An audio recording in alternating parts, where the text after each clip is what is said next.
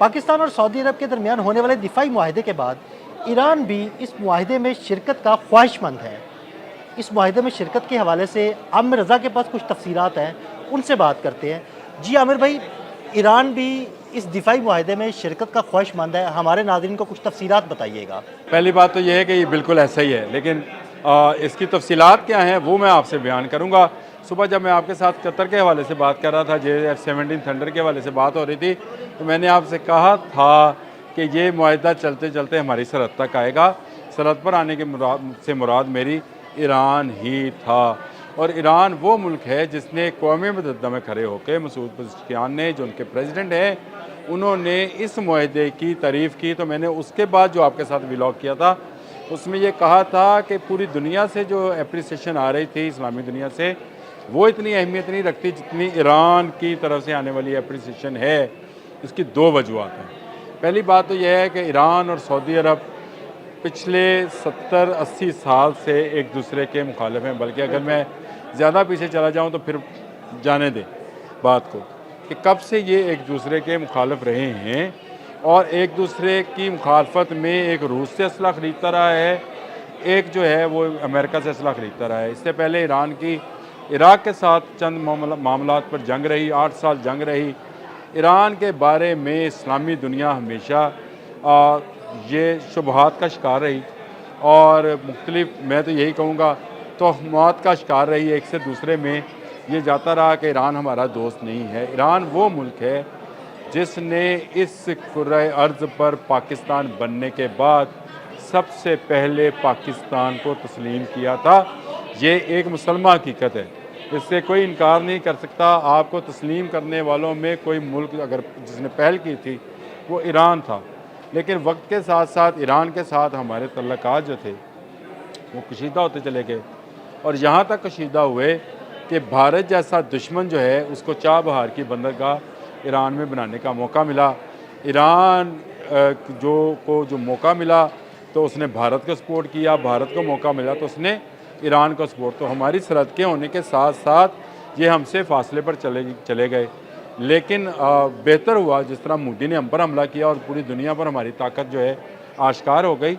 इसी तरह इज़राइल ने हमला किया, 12 दिन की एक जंग हुई ईरान के साथ, उसमें भारत एक्सपोज हो गया और आज आपको पता है चाह बहार पे काम बंद है। तो ईरान को अब समझ आया है कि मौज है अंदरून दरिया, बैरून दरिया कुछ नहीं। तो वो मौज, अगर इस्लामी मौज जो है वो एक जगह इकट्ठी होगी, दरिया के अंदर रहेगी, पूरे धारे के साथ बहेगी, तो उसमें ताकत है। और अगर अलग होकर चलेगी तो ये इसकी ताकत नहीं होगी। मसूद पज़ेश्कियान के बयान आने के बाद मैं सिर्फ आपके कैमरे के सामने नहीं, अदील साहब, जिस महफिल में भी बैठा हूँ तो मैंने कहा पूरी दुनिया की अप्रिसिएशन एक तरफ, इस बंदे की अप्रिसिएशन इस मुआहदे के हवाले से एक तरफ। लेकिन अब आएँ उस बात का जो आपको पास खबर आई, उसकी तफसीलात क्या हैं।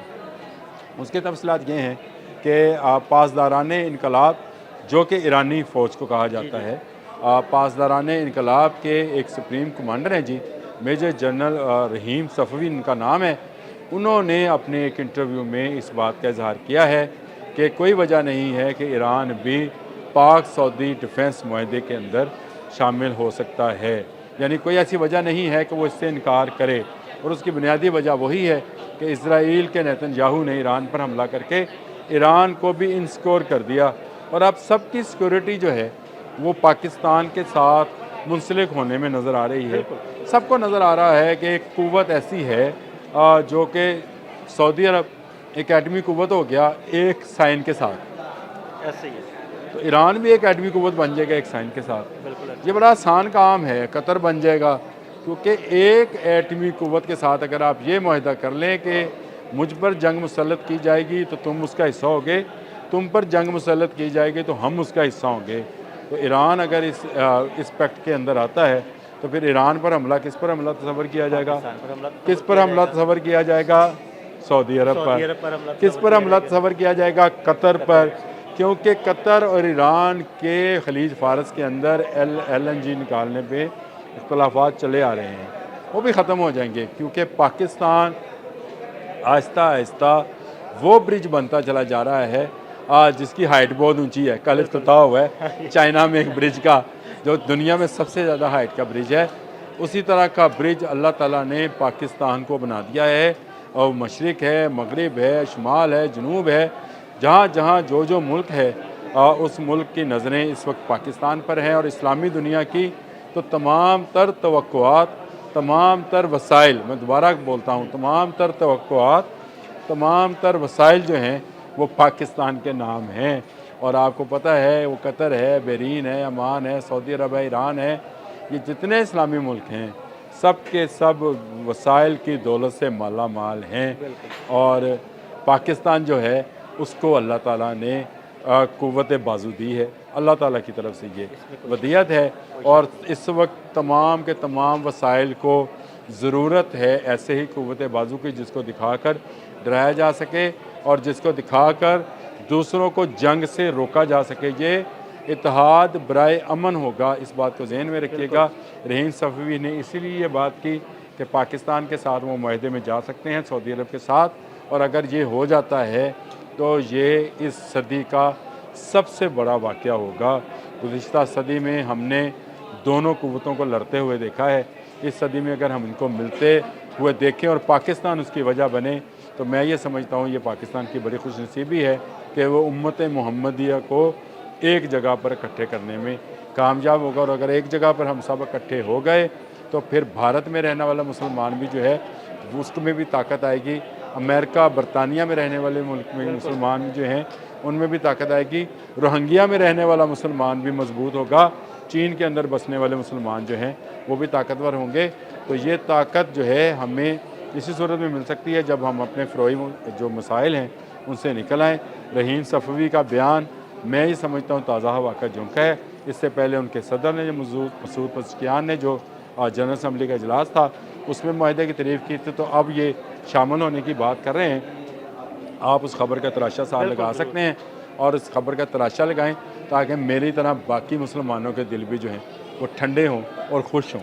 बहुत शुक्रिया आमिर भाई जी। बिल्कुल आमिर रज़ा ने बड़ी तफसील के साथ आपको ईरान के इस मुआहदे में शिरकत के हवाले से बताया। अदील अहमद और आमिर रज़ा को इजाज़त दीजिएगा। अल्लाह हाफ़िज़। तो ईरान को अब समझ आया है कि मौज है अंदरून दरिया, बैरून दरिया कुछ नहीं। तो वो मौज अगर इस्लामी मौज जो है वो एक जगह इकट्ठी होगी, दरिया के अंदर रहेगी, पूरे धारे के साथ बहेगी, तो उसमें ताकत है। और अगर अलग होकर चलेगी तो ये इसकी ताकत नहीं होगी। तमाम तर तवक्कुआत, तमाम तर वसाइल जो हैं वो पाकिस्तान के नाम हैं। और आपको पता है वो कतर है, बहरीन है, अमान है, सऊदी अरब है, ईरान है, ये जितने इस्लामी मुल्क हैं सब के सब वसाइल की दौलत से माला माल हैं।